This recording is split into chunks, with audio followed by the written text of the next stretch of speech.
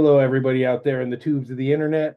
I am Jonah Emerson Bell, Blind Stallion Space Wizard, your resident weekly wizard, bringing you the weekly astro weather report so you know whether to bring umbrella or a Valium out with you this week. I hope everybody's doing well out there in the tubes of the internet. I hope that 2025 is treating you well thus far.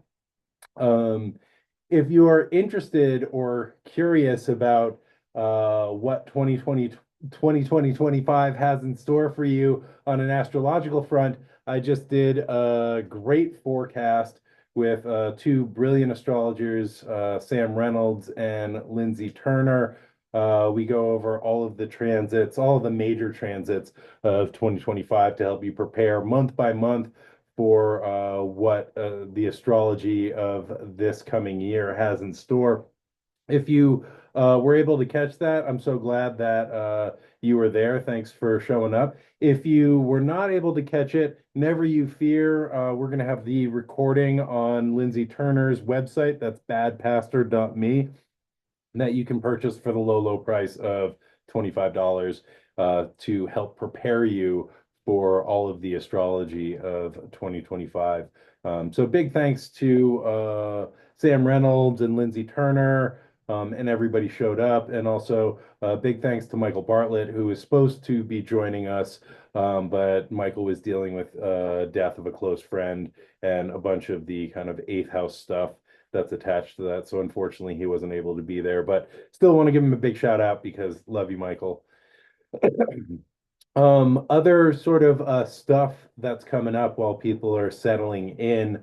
I'll be teaching a 8-part class on the 7 classical planets through myth, magic, and alchemy. I'm going to be co-teaching that with my partner Marlena Seven Bremner, who is a very talented Cat Crazy 78. Lindsay should be sending out the replay, but I will double check with them to make sure that they sent it out to everybody. But that should have gone out yesterday, but I will double check with Lindsay and make sure that that got released.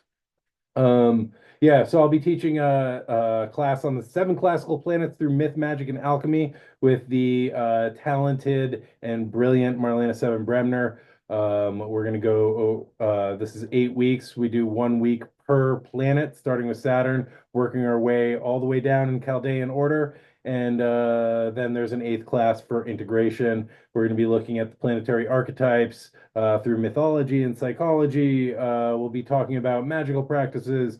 We'll be talking about astrology. We'll be talking about alchemy. We're going to be talking about everything you need to know to become very good friends with the planets and get to notice their energies in your world and the ways that you can work with them. And then last sort of announcement before I jump into the astrology of the week. I'm going to be going on a bit of a road trip for a little while. So I don't know if I'm going to be able to keep this up every Monday at the same time, but I'd like to keep putting this out every single week. So just be flexible. I'm going to do it when I can. Try and keep to the schedule because Saturn likes schedules, and that's something that really helps me. But I'm not sure where I'm going to be. However, I do know that I'm going to be at Cosme on this coming Saturday, January 11th, and I'm going to be on their podcast, which is recorded live in Tucson. So if you happen to be in the Southwest or Arizona or the Tucson area, come check me out at Cosme as I'm talking about Neptune's ingress into Aries, which is one of the big events of the year. I will put a link in the show notes and blah, blah, blah, blah, blah. So anyway, that is all of the advertisements. Now let's jump into the astrology of the week. We are looking at the astrology of the week of January the 6th. That's today. Also my brother's birthday and my nephew's birthday. So happy birthday, y'all. And so January the 6th through January the 12th. I want to just start off with a little recap of kind of major event that we talked about last week, which was Pluto's opposition to Mars.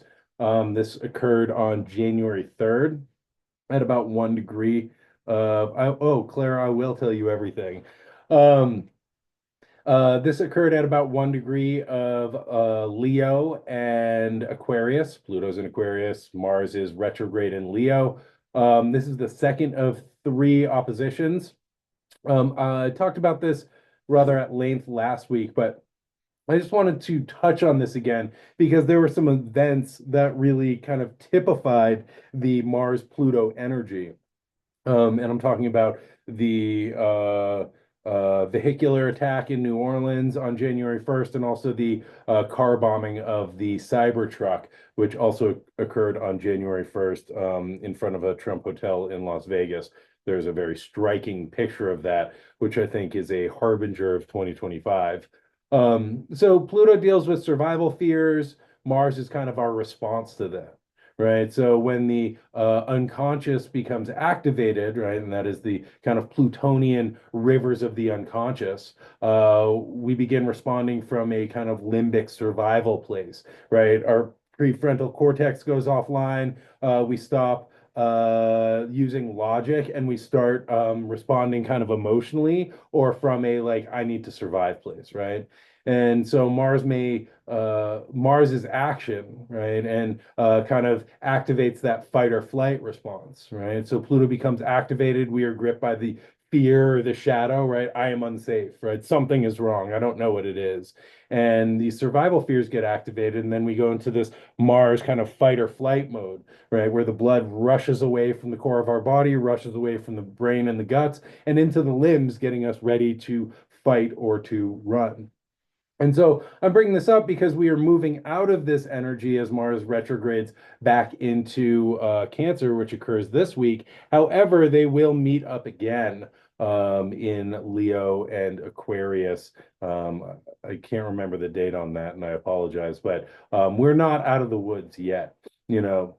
And I think some of the like shifting of the year and some of the events in the news may like activate survival fears, especially as we're kind of moving towards a new administration in America, which could mean any number of things and potentially a lot of like not great possibilities, right? And so we can feel this sort of like Plutonian fear becoming activated and taking us offline, taking our brains offline as we start being like, ah, I need to do something, right? And sort of the wisdom of this is seeing if we can kind of like sit with that activation and allowing it to pass and seeing if we can sort of self-soothe instead of acting from an unconscious place, right? Pluto is the underworld and the unconscious and all of these unconscious motivations which are operating under the surface.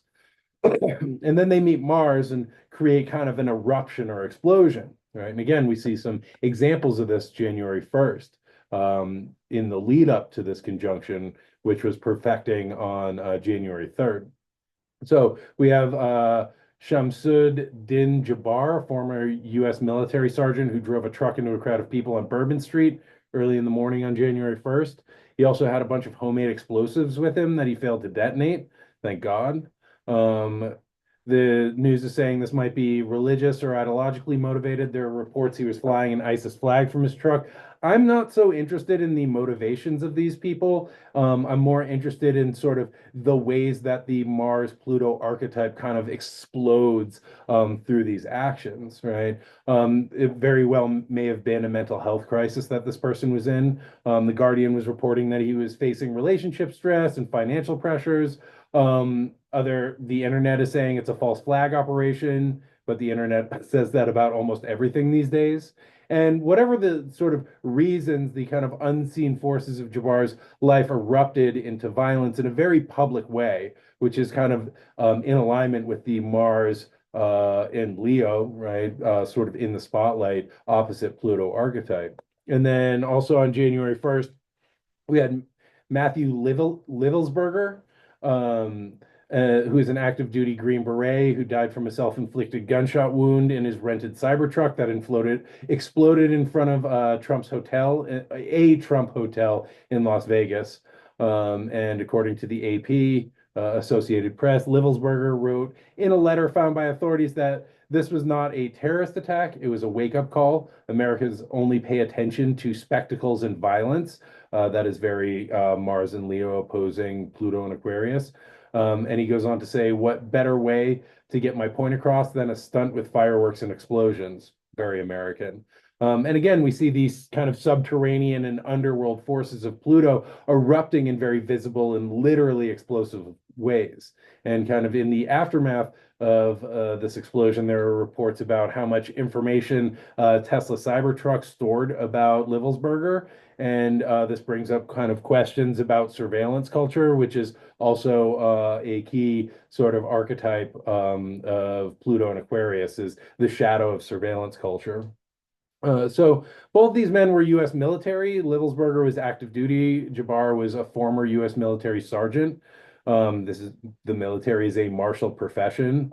Both of them were at Fort Liberty, which is formerly Fort Bragg. Both of them to succumb to the sort of Plutonian undercurrents in their lives and erupted violently and very publicly. This also might be sort of succumbing to the collective unconscious, the sort of subterranean and shadow forces in the collective that then these people become the sort of representatives of, living out the frustrations and the shadow material of the collective. And last week, excuse me, last week, I sort of talked about the Mars Pluto relationship as a fight that drags us deeper into an initiation. And I think in some ways, this event kind of does that, right? It kind of pulls us collectively into, starting off the year with several terrorist attacks, and then the fallout of that, right? The plutonian survival fears that that creates in people, the kind of trauma in the aftermath of that, especially for people in New Orleans who had friends or relatives or knew people who go to those places and are experiencing the aftermath of that tragedy. Um, and we also have quite possibly the rise of surveillance and authoritarian pressures, which are also Plutonian, the kind of consolidation of power in the aftermath of this. So this event kind of pulls us deeper into these Plutonian areas, these Plutonian territories in our own lives and in the collective. Okay. So moving on to current news, we have today, Monday, January the 6th, we have Mars retrograding back into Cancer. Mars stationed retrograde at 6 degrees and 16 minutes of Leo on December the 6th. Now Mars is retrograding back into the cardinal water sign of Cancer. Mars was in Cancer from September the 4th until November the 3rd. So there may be kind of echoes or rhymes between the events that are going to be happening from, I'd say, now until April 16th, when Mars finally makes it out of Cancer. So it's like 4 months that Mars is going to be in Cancer. And there may be echoes or hearkening back to some of the activities, actions, experiences that we were going through individually and collectively between the beginning of September and the beginning of November. So I don't know. You can reference whatever you reference to see what was going on then, because there may be themes that are kind of revived or reactivated. So again, Mars will be in Cancer from now until April the 16th, so quite a while. And then during that time, Mars will station direct on February 23rd at 17 degrees Cancer. Um, so Mars deals with action and aggression. It's about severance, right? It cuts ahead or it cuts away. It's penetrating. Um, yeah, Mars. If Gina Maria, if you're asking about if if this is going on now, yeah, Mars retrogrades back into Cancer today and will be in Cancer from now until April 16th and stations direct on February 23rd. Um, and good morning. Um, so yeah, Mars deals with severance, cutting path forward, or in the retrograde, it is maybe cutting a path backwards, right? Or recutting things, or cutting the things that are holding us back or that we are holding on to, cutting away the past. Mars is also penetrating. It sort of gets in there. It wants to attack. It wants to overcome. It wants to sort of penetrate into or move through. It also inflames things, right? Which is something to think about because in terms of emotional situations, Mars and Cancer, it might flame inflame them, right? Um, oh, the certification of the election is going on now. As thank you, Gina Maria. Uh, that's I don't know how to talk about that. Um, and yeah, I think that I'm just going to sit with that for a minute because I think that marks kind of a shift of things. Um, and so we have Mars in their fall in Cancer, right? And a planet in its fall is laid low. It is in a depression, right? So Mars, which is action, penetrating, striving forward, right? In Cancer is in a depression. And a planet in their fall has their sort of strengths used against them. So Mars's strength is like fighting and attacking and like action and initiation. And if we can think about like Mars, who has fallen in a hole in Cancer, every time they try and like fight their way out, they just dig themselves deeper. And I don't know if you've ever been in kind of a fight with somebody where you're like, I'm making this point, I'm making that point, and you like start reacting from like a really emotional place, and then like everything that you say just makes it worse and worse and worse, and you just dig yourself deeper, but you're so entrenched that you can't stop. That's Mars in Cancer, right? The willingness to fight, the drive for conflict just like makes situations worse. It inflames them, right? And I think about Mars in Cancer as like a pot of like pasta boiling over, a pot of water boiling over. There's like too much heat and the water bubbles up and boils over and makes a mess, right? But Mars doesn't really know how to turn down the heat. And Cancer is about sort of protecting and nurturing an emotional connection and providing life. And Mars is like has a difficult time here, because these are not kind of martial things. I also think about being at one of the many house meetings that I've been at in my life, having lived in community and community houses for a long time. And um being at house meetings and just getting very frustrated, right? And being like, I don't want to do the thing. And everybody's like, we need consensus, right? Oh, I'm having feelings about this. And Mars is like, I don't want to talk about your feelings. I just want to go do this thing. And so, get ready for 4 months of a house meeting where you want to do something and everybody else like wants to talk about their feelings, right? Or you want to talk about your feelings and you're getting very frustrated because it feels like no one's listening. This is Mars and Cancer, right? And I think this makes Mars feel very uncomfortable, right? And Mars and Cancer can make decisions from a very emotional place. Cancer is connected with themes of home and family and belonging, right? It is a sign ruled by the moon. And so Mars in Cancer can be a protector, right? And I think that this is one of the skillful ways that Mars comes up, right? In Cancer, feeling emotionally motivated to protect their home, their land, their community, their family. Where this can get problematic is the sort of isolationist feeling, right? This is mine, these are my people, right? And I'm like, I think that you're a threat. So Mars can go into like super like protector mode and get very kind of like judgmental about like this is who we are and you are outside that. And I think the inside the circle and outside the circle is a really big theme this year, especially with Pluto moving through Aquarius, which deals with who's on the inside and who's on the outside. Right. And I think Cancer really wants this sense of belonging. And so Mars and Cancer can take action that helps them feel like they are connected and belonging. Right. Um, I also think about Mars and Cancer as the crab, right? Cancer is the crab archetype, right? The image of the crab. And Mars is the sort of crab claw, right? Which is cutting and striking, and the crab shell, which is protective, right? Also, crabs kind of move sideways, right? And so Mars in Cancer has a tendency not to do the like straight on, like head on Mars thing, but to come at things sideways in maybe a kind of like emotionally manipulative or passive aggressive way. And so,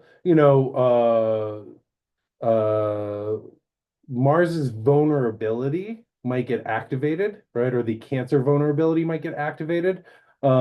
And Mars might respond by like shielding themselves in the crab shell, right? Growing a very thick crab shell, and like going kind of deeper into that protective layer, right? Or they may respond by lashing out with the crab claw and striking out. And this could look like, protecting vulnerable parts of ourselves that all of a sudden get activated, right? Could also look like protecting vulnerable populations, which would be ideal. Or it could look like violence being done to vulnerable populations, which would not be ideal. So, uh, yeah, so Mars in retrograde, they may have, and especially in their fall, might have difficulty figuring out a good plan or strategy for getting what we want. Right? With Mars retrograde, this planet of action may have to consider a strategic retreat.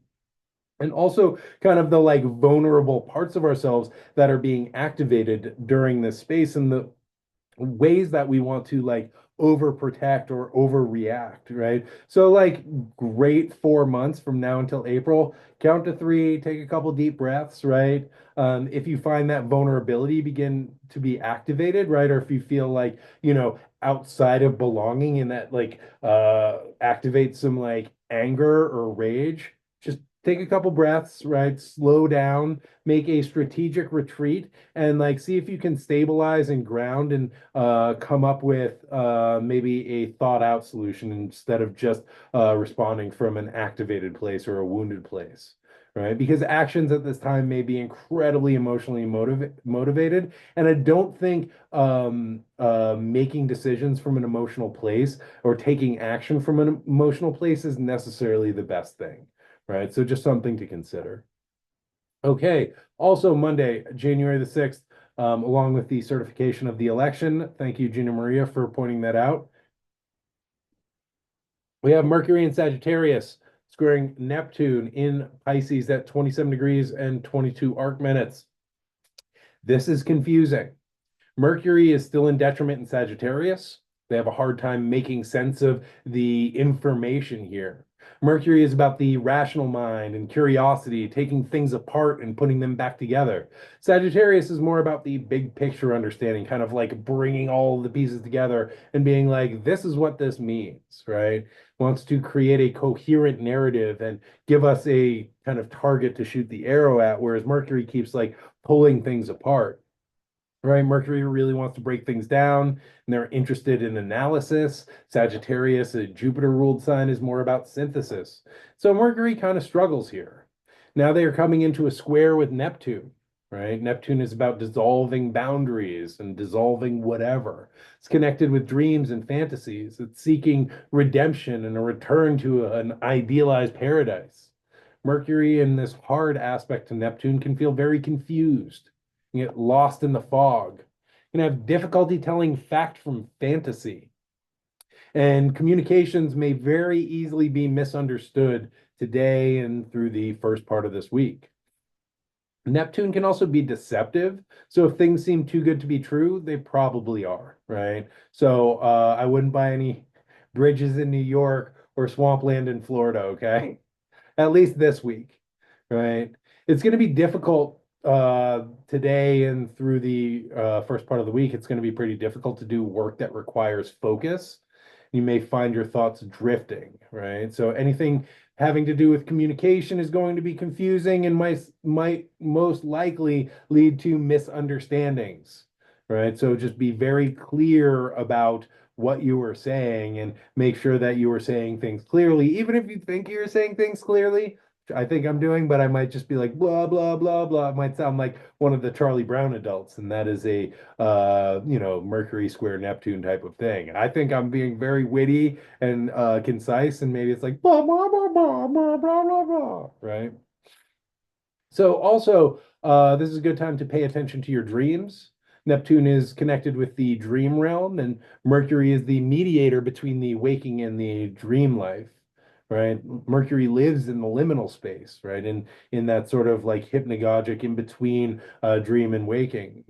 They are only seen at the dawn and the dusk, right? So they live in this sort of in between in the thresholds. And so they may mediate some of the unconscious information that comes up from the dream and helps us, and they may help us to integrate that into our conscious lives, right?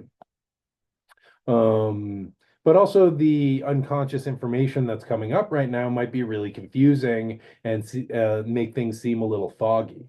Might also lead to escapist thinking. Neptune is sort of like, I don't want to be here, right? I want to go back to the paradise. I want to go back to the like womb. I want to go back to the Garden of Eden. This is all some bullshit, right?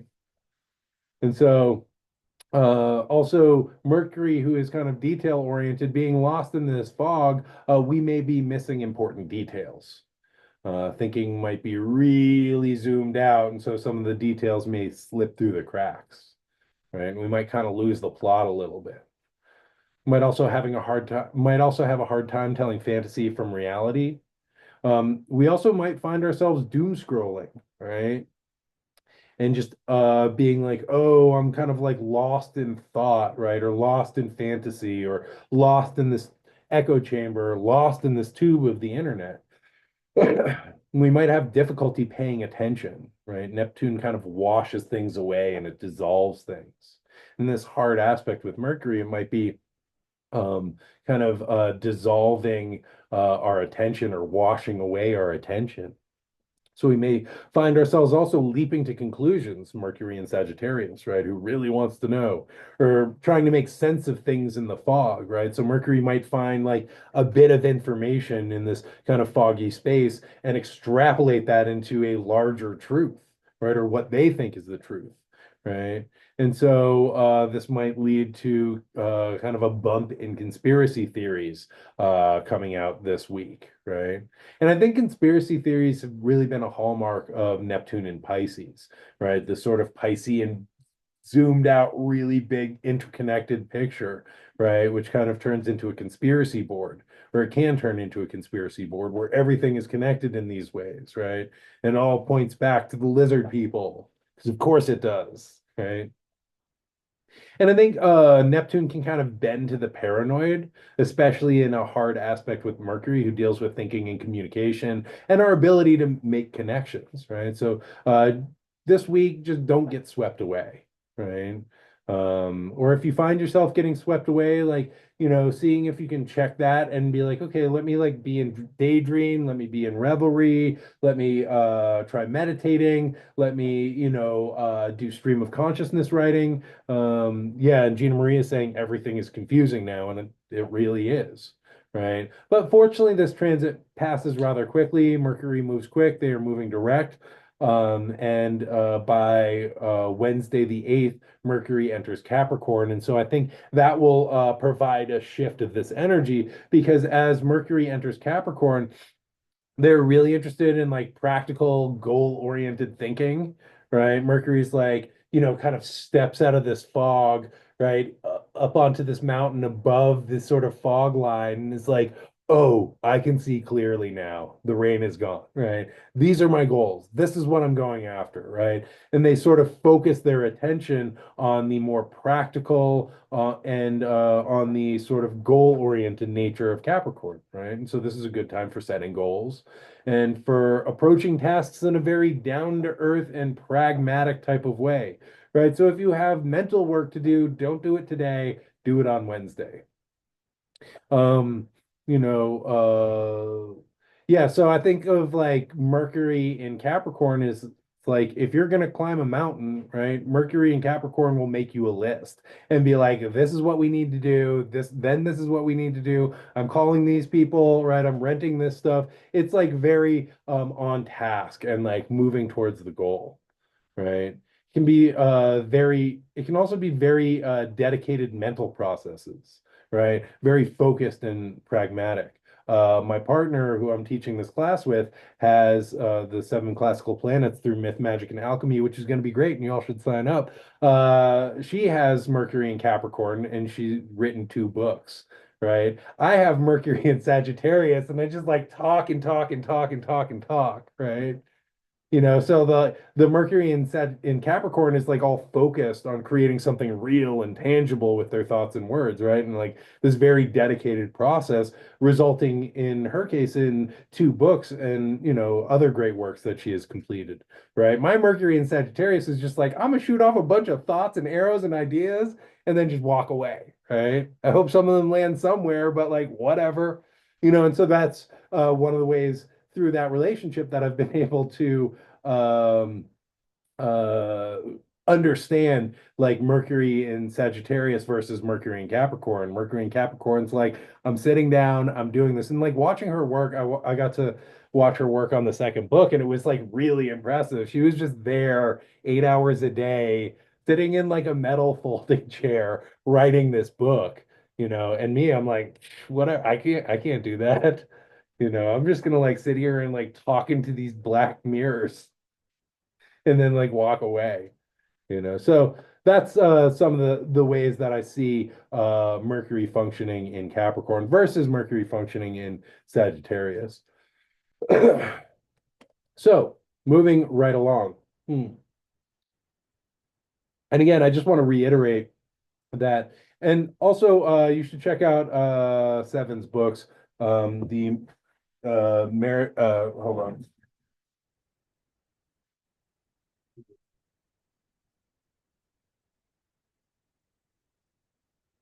Hermetic Marriage of Art and Alchemy, which is fantastic. Great resource on alchemy and hermeticism. And then the second one is in the other room because I was just reading it. Anyway, Seven, if you want, please put the names of the books in the chat. Anyway, moving right along from that advertisement for my partner's excellent work. Also on Wednesday, January the 8th, we have the Sun in Capricorn squaring Chiron in Aries. Um, Oh yeah, thank you, Carrie. Um, so again, we have Chiron at 19 degrees and 2 minutes, right? And then the Sun in Capricorn at 19 degrees and 2 minutes, forming this hard aspect, a hard square. Um, and so again, and I talked about this last week, and I'm going to talk about this for a while because Chiron stationed direct at 19 degrees of Aries and has been like posted up there. And this is also the exact degree of the uh, total solar eclipse in Aries back on April the 8th. Excuse me. And so, as Chiron sort of like stations direct here and starts moving forward and starts receiving aspects, especially from the personal planets, it reactivates the eclipse point, right? And Chiron was all up in the mix during this eclipse. It was the sun, moon, and Chiron all at 19 degrees of Aries within a few minutes of each other. Now the sun is squaring Chiron and this point, right? So we can ask ourselves, how has our identity developed or evolved since April? And what wounds or challenges revealed themselves that at that time that we are still navigating or working with? Um, oh, and Seven saying you can find her books at marlena7bremner.com. That's also where you can sign up for our class. And I'll that there's a link to her website in my bio. I'll put a link in the show notes as well. Thank you, Seven. So, to think back to what was going on at the beginning of April and to that eclipse point, right? And to think about what themes or, feelings or wounds might have been activated, right? And the solar eclipse is a kind of seeding moment, especially one on the North Node. And this was a North Node eclipse, and very close to the North Node because it was a total eclipse, right? And the North Node kind of pulls us deeper into our destiny, right? And so we can think about like what things were seeded back then. And eclipses are pretty wacky times, right? Where they're kind of beyond our control and things kind of arise and emerge that sometimes take a really long time to unfold. And with Chiron all up in the mix with this eclipse, I think it brings up, some core wounding, right? And so the sun square to Chiron gives us the opportunity to kind of reference this point and the things that may have been seeded and the things that may have been activated, and to think about what has evolved or what we have learned from since April to now. Right. And so what has begun to develop in our lives individually and collectively since that seeding moment. And Chiron deals with core wounds. It can be a sense of abandonment, can be feelings of shame. Chiron can say, I'm not good enough, right? There's something fundamentally wrong with me, especially in a hard aspect of the sun, right? So the sun is just doing their thing and shining their light, and Chiron is like, I don't deserve to like be in that light, or I don't deserve to shine my light, right? Which might kick up feelings of shame or self-esteem issues or fear as we kind of move towards or are compelled towards things that feel authentic, right? That is the ability to kind of shine our light in the world, this like ability to be authentic. And as we move towards that, right, or we feel that desire, it can bring up, activate that kind of Chiron wound and bring up feelings of core shame, right? The feeling that I am fundamentally bad or wrong or not good enough, right? Feelings of it's unsafe to shine my light, right? Or to stand in the sun and receive that light. Feelings of I don't deserve this. Feelings of I'm bad if I stand in the light or if I shine my light, right? Chiron shows us that the antidote grows next to the poison. And this is really important. And the feeling of is the feeling of shame that holds that opportunity for healing.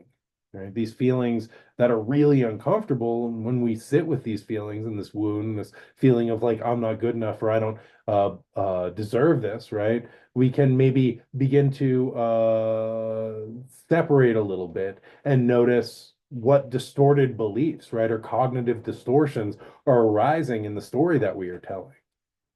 Can also discover the medicine that lives beneath this story or beneath these distortions. Just being able to have some awareness, right? Having the willingness to shine our light on these places, these wounded places, these old stories, and these cognitive distortions. Remember, Chiron is the teacher of heroes. Chiron can help us to cultivate the sun, which is the heroic part of ourselves, right? It is the divine light that shines within us that is never tarnished no matter what we experience in our lives. Chiron, as the wise centaur, can help us to step into this light and into this inner hero, even though it can feel really scary. And almost all the heroes that Chiron taught were children who had been abandoned by their parents, which is one of Chiron's core wounds or Chiron's core wound. And through teaching them and helping them to become heroes, Chiron was also to help heal his core wound of abandonment. Right. And so Chiron, as I said last week, is the wound that we find in this kind of gap between the physical self and the spiritual longing. Chiron's father was Saturn, who deals with physical limitations in 3D reality. However, Chiron was raised by Apollo and Artemis, sunlight and moonlight, right? So this brings up this tension in Chiron's kind of parentage between the ephemeral and the physical. And the wound lives between these places. And this is also where the healing lives, and the healing can be found. So with the sun squaring Chiron, again, it can activate feelings of shame and low self-esteem. It can bring up feelings of not being worthy enough. You can also think about, the sun, it shines down on all of us. Like the sun's job is just to shine and to shine its light, right? And we all have a place in the sun. We all can stand in the sun and receive its light. And when we claim that place in the sun, we are not robbing others of theirs, right? The sun can shine equally on all of us. And when we refuse our place in the sun, it puts a strain on everyone who is holding that place for us. And one of a dear friend of mine kind of explained this to me in a very elegant way. And they were like, imagine that there is like a beautiful outdoor concert, your favorite band is playing, right? All your friends are in the center. You just got off of work, you're arriving a little late, like the band hasn't started yet, but there's all these people there. And you arrive kind of at the outskirts, you're standing in the shade, and all your friends are in the center, and they've got a blanket, and they've got all your favorite snacks, and your favorite band is about to start, right? They've got your favorite drinks, and your friends are like, come on, come on. And you're like, no, I can't, right? I can't. I'll disrupt other people if I walk through, or oh, I'm too big, like maybe I'll block somebody else's view. No, I'll just stand here in the shade, right? And your friends are like, no, we like made this space for you, right? And you're like, I can't. And other people start being like, hey, can I have that space? Right. And so when we don't allow ourselves to stand in the sun, to show up and to shine our light, right, and to participate in the sort of fraternity of life in that connection, when we don't allow ourselves to show up in these heroic ways, it puts a strain on everything else around us. Right. Where we may think, oh, I can't because I'll take up too much space, or they won't like me, or I'm not good enough, or I don't deserve this. What it's actually doing is straining the physical and unseen forces that are supporting our growth and supporting us to step into the heroic role so we can live out our kind of our mission in this life.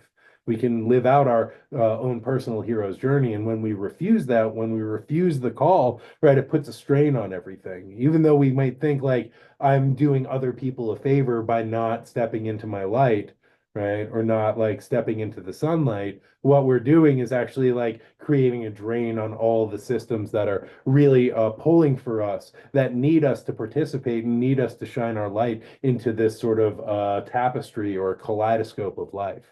So just something to think about this week. All right. Saturday, January the 11th, moving right along. This is one of the big events of the week. Let me just make sure that I have this right. Yes, Saturday, January the 11th. And again, if you happen to be in the Tucson area, I'm going to be on the Cosme podcast, which is recorded live at the Cosme Space in Tucson. Come on down and check it out. We're going to be talking about Neptune's ingress into Aries, which occurs on March 30th. I have a bunch of stuff to say about that. And also, we'll be talking about Neptune and Saturn because Saturn's also coming in to Aries. And Jeff, yes, I am coming to the desert. I will be there on the 13th. So I'll be hitting you up, and I'd love to go on a hike with you and talk astrology. Okay. So, besides me giving a talk at Cosme in Tucson, which is going to be fantastic, and I'm super excited for that, the nodes shift into the Pisces Virgo axis. What does this mean? Okay, the nodes are the points where the eclipses occur. This is where the path of the moon and the apparent path of the sun line up, and we get eclipses. And they shift signs about every 18 months. The North Node represents a point of increase and is something that we are moving towards, that we are being pulled towards, right? Whereas the South Node represents a release point. It's a place of decrease and a place where we are letting go of the unskillful aspects of the sign, or the archetypes of the sign in order to move towards the lessons or gifts in the sign where the North Node is transiting. And just so you know, the nodes move retrograde through the sign. So we're moving from the Aries Libra axis into the Pisces Virgo axis. So the North Node has been in Aries and the South Node in Libra since July 17th of 2023.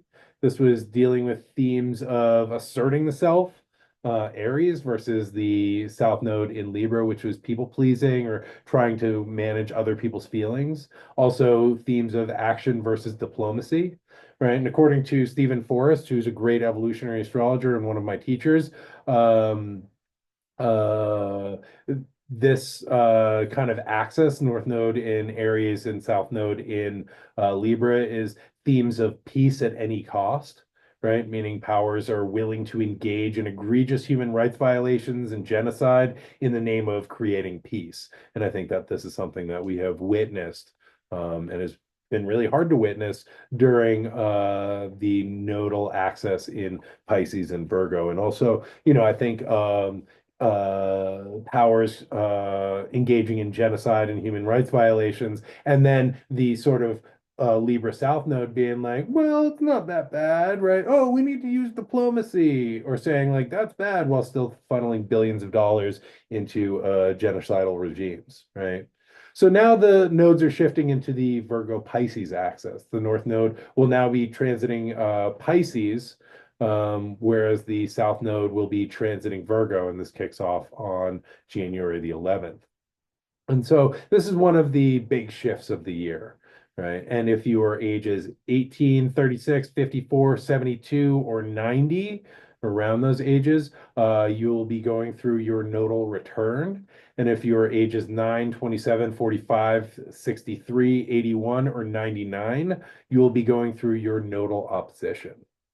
So the Virgo Pisces axis is a matter of it's about matter and spirit, right? Balancing between assimilation and discrimination, between the discrimination is a Virgo quality, right? And assimilation is a Piscean quality. Right, so this is also between isolation, Virgo, discerning, analyzing, separating, breaking things down, and integration, which is Piscean, right? So Virgo Pisces deals with healing and completion, integration, perfection, and improvement. Virgo operates on the physical plane, whereas Pisces operates in the spiritual realms. We need to discover how to bring the spirit into matter as well as matter into spirit. Right.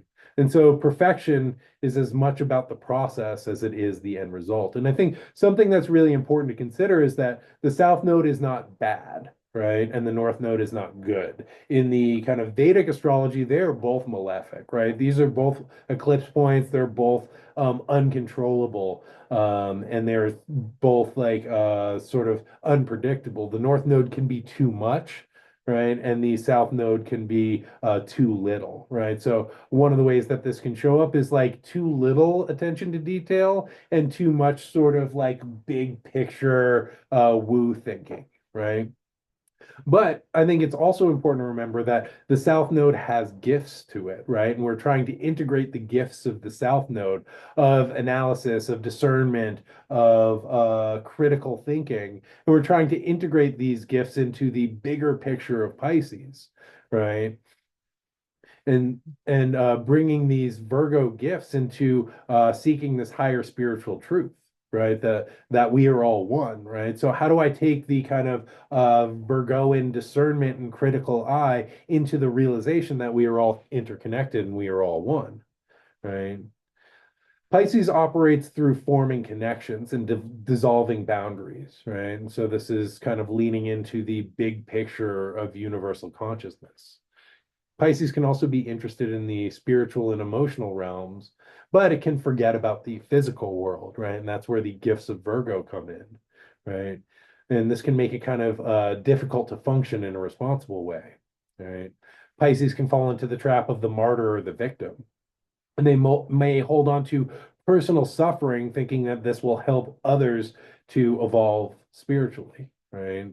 Suffering for the cause or suffering for others, right? So this nodal axis teaches us how to balance the physical with the spiritual, learning to spiritualize our daily lives and routines, and learning to anchor and ground the spiritual energies in our everyday life and practices, right?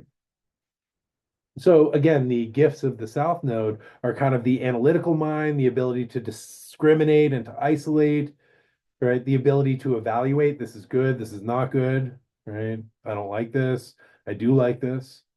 And I think there's an appreciation for the rewards of service and the desire to contribute something of value to society, right? So Virgo is interested in improving things in the physical world so that they can be more efficient and ultimately they can contribute to the collective good. However, the trap of the Virgo South Node is overly focused on the physical world. It can be obsessed with details and it can become really overly critical, right? It can become dependent on the left brain logical practical approach to the world, right? So and the more the South Node in Virgo is focused on proving its competence and skill, the more empty it will feel. And so, Virgo is also connected with this idea of perfection, right? Which I think when it's skillful, it's like I'm trying to make things better. When it's unskillful, it can be an attachment to some idealized form of perfection that can be really hard to live up to. And what Pisces says is like, it's perfect the way it is. It's all good, man. Right? It's all good. Right? Everything is chill. Like you don't have to like obsess. You don't have to get so into the details, right? Pisces allows us to understand the perfection of everything in its own way, right? That everything is sort of divine. Everything is part of the divine tapestry of life. Whereas Virgo is like, this thread needs to be perfect. And Pisces is like, whatever, it's chill, right? So the North Node in Pisces lessons teaches us that we get to recognize the interconnectedness of all things, right? That this thread that we are weaving is part of a bigger tapestry of life, right? And even something that might feel like it's unperfect or not good enough, when we zoom way back, we see, oh, that fits in really nicely with everything, right? And what feels like it's not perfect is actually very unique and very important, right? Um, Virgo is separating and discerning. Pisces is connecting and integrating. Pisces balances this left brain function with spirituality and bigger picture understanding and symbolic thinking, right? And I like to think about the Virgo Pisces axis as like alphabet soup, right? Virgo is trying to make sentences with all the letters that are floating around, and Pisces is the soup itself that everything is just floating in. Pisces and Virgo is like, no, but I've got to like find the letter R to make this word. And Pisces is like, it's all soup, bro. It's just all soup, right? And I think Pisces teaches compassion and forgiveness, right? And through this lesson of compassion, it softens the criticism of Virgo. Pisces helps us to understand that there is a higher purpose for our service. And everything that we accomplish in the physical plane is also an aspect of our spiritual work, right? And so, previous times that we had the North Node in Pisces and the South Node in Virgo was 2006 to 2007 and 1988 to 1989. And Lindsay Turner did a bunch of great research on this during our year ahead forecast, which you can, if you missed the recording or if you missed signing up for that, you can still get the recording on Lindsay's website, badpastor.me. But Lindsay pointed out that the North Node in Pisces is connected with an increase in the awareness of human rights. And the UN's Human Rights Council was founded within 24 hours of a lunar eclipse in Virgo on March of 2006. Right, so there's an awareness of our interconnectedness and human rights. And the North Node is an increase point, and it seems like it's correlated with this increase in compassion and an increase in awareness that we are all connected. Also in 1989, under the North Node in Pisces, we had the fall of the Berlin Wall, right? And 1989 was also Neptune-Saturn conjunction, same year as the Berlin Wall fell, following an eclipse in Virgo. And this year we get within 13 minutes of a Neptune-Saturn conjunction.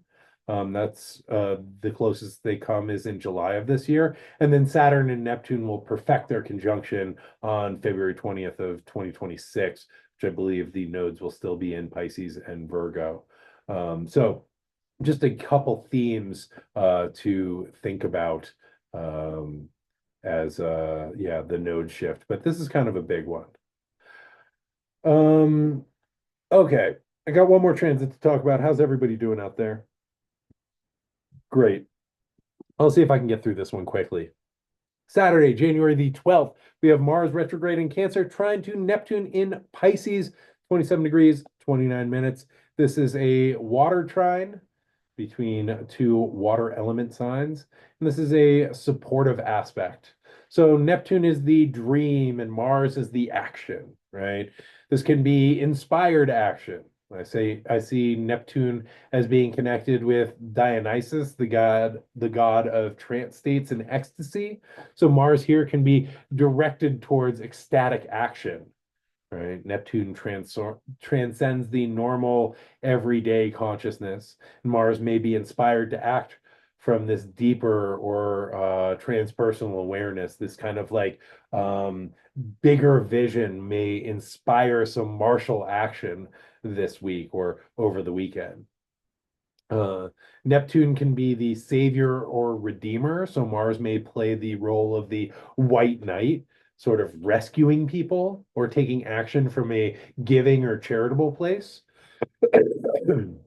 Neptune, so this weekend would be a great time to give money to a charity that you like or to be of service in some way. Neptune is also altered states, and Mars may want to take action that changes our consciousness or our state of awareness. Mars Neptune can feel like a spiritually motivated quest or taking action based on a vision or belief. This may be these energies, pay attention to because this might be a precursor of Neptune entering Mars's sign of Aries, which occurs at the end of March. And I think about the Mars Neptune relationship, especially a skillful, supportive relationship like a trine, in relation to the story of Don Quixote. And actually, this is one of the things that I'm hoping to talk about at Cosme. And I'm trying to put together a talk looking at Neptune's ingress into Aries through the lens of Don Quixote, Moby Dick, the Odyssey, some other literature. But Don Quixote was a man whose brain became addled by reading novels about chivalry, right? He's an old fellow and he reads all these novels about chivalry, and it's like, I am a knight errant, right? And so he invents this whole world and this quest for himself. He even invents a lady who he is like Dulcinea, who he is doing this knight errantry for, right? And then he engages in this world like full throttle, right? And pulls all of these other people into his fantasy quest, like his neighbor Sancho Panza, who he goes around, who supports him as he goes around performing acts of chivalry. And like basically what happens is he like is like these people are bad. I'm gonna go, charge them and defeat them and send them to Dulcinea to tell her of my chivalric deeds. And he basically just gets him and Sancho Panza beat up consistently. Like they lose a lot of teeth. It's grisly, right?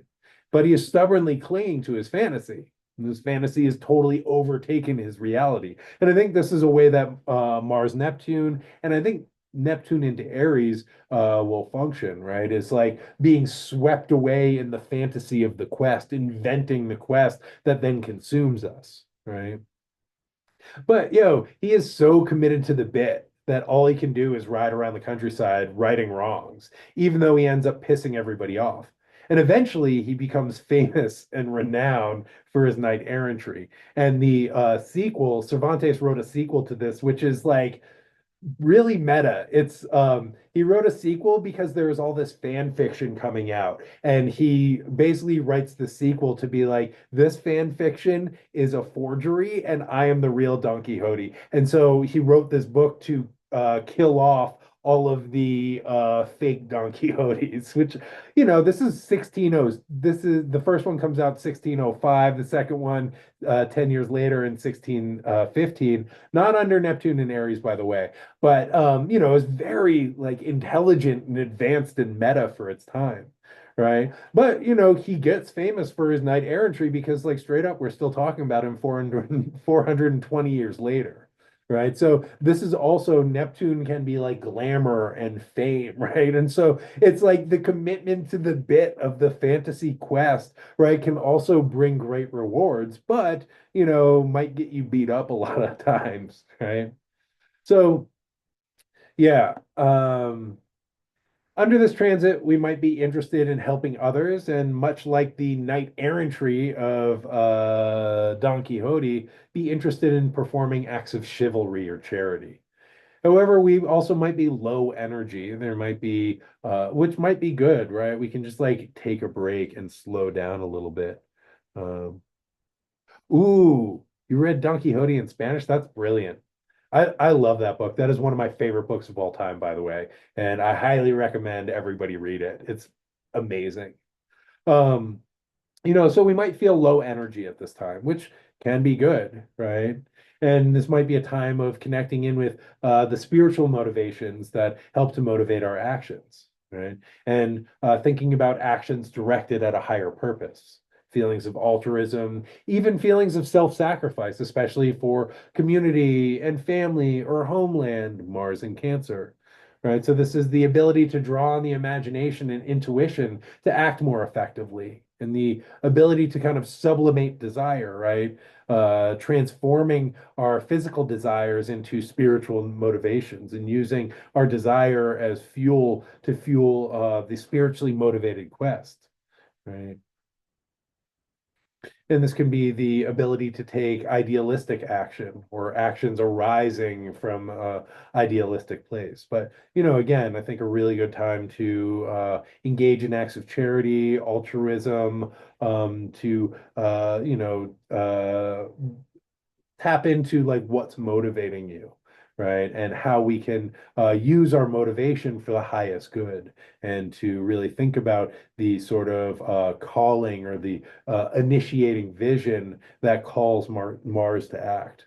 And so, with that, my friends, I have reached the top of the hour. Thank you so much for tuning in and riding along with me through another exciting week in space. I appreciate you all for being out there. Let's see here. I do this every Monday at 11 a.m. Mountain Time, making that 10 a.m. Pacific Time, making that 1 p.m. Eastern Time. I also put it up on the YouTube. Like it, subscribe, comment, share, spread the word. I like doing this, and it's nice to send this out to people who might appreciate it. You can find it on the recordings on YouTube at Camp Wizard Camp. I also do a sometimes weekly astrology radio show on SoundCloud called the Melee Report. I put a thing in my stories when I get around to doing that. And yeah, I'm going to be traveling for a little while, so I'm going to try and keep up on all my Saturnian responsibilities. Like the Melee Report. I might be taking a break for a minute from the Melee Report. I'll see if I get inspired. But I'm taking a little vacation after grad school. So I'm gonna try and keep up on this. I don't know if I'll be able to keep doing it at the same time, but I will get it out every week. And when I'm inspired, I will make the Melee Report, because that is one of my favorite things that I do. And then a couple other things to just pay attention to. I will be co-teaching a class on the seven classical planets through myth, magic, and alchemy. That is with the author and artist and brilliant alchemist Marlena Seven Bremner, who wrote this book, The Hermetic Marriage of Art and Alchemy. And I will put a link to her website where you can sign up to our planets class. You can also buy her books, which are fantastic, especially if you're interested in alchemy or hermeticism.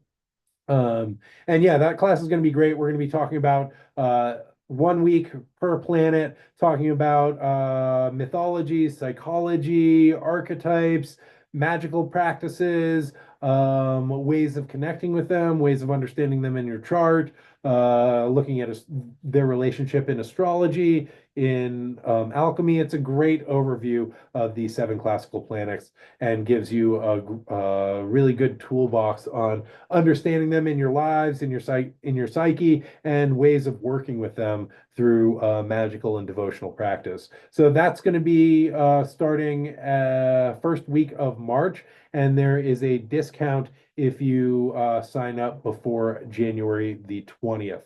Also, I will be at Cosme on this coming Saturday at I don't know. I think the talk is at 5 p.m. You can catch that live if you happen to be in the Tucson area. But I'll be talking about Neptune's ingress into Aries, talking more about Don Quixote, probably talking about Dionysus, talking about Captain Ahab and Moby Dick, talking about the Odyssey, talking about the Argonautica, talking about a bunch of stuff. It's going to be awesome. So yeah, and I think you can catch that podcast wherever you get your podcasts at once it gets released, and I'll put a link in my stories for that. Other than that, that's all the astro weather that is fit to print, my friends. Oh yeah, the other thing is the year ahead forecast that I just did with Sam Reynolds and Lindsay Turner. If you missed that, You can still get a copy of the recording on Lindsay Turner's website. That's badpastor.me. And yeah, if you came to that, thank you so much for showing up. I had a great time doing it. I hope you all liked it. And yeah, so there you go. If you want to know what's going on in 2025, you can still check that out. Badpastor.me. It's about 2.5 hours of me, Sam Reynolds, and Lindsay breaking down all the astrology of 2025 in a very clean, concise, month by month basis. All right, that's it, my friends. I wish you all a blessed day. Be well out there. Thank you so much. Oh, thank you, Gina Maria. Maria, yeah, Gina Maria was there, and she says it's excellent. It was excellent. Thank you so much. All right. Be well out there. Again, Happy New Year's, my friends. And I will see you next time, God willing. Same wizard time, same wizard channel. And until then, be well, my friends, and may the force be with you. Bye now.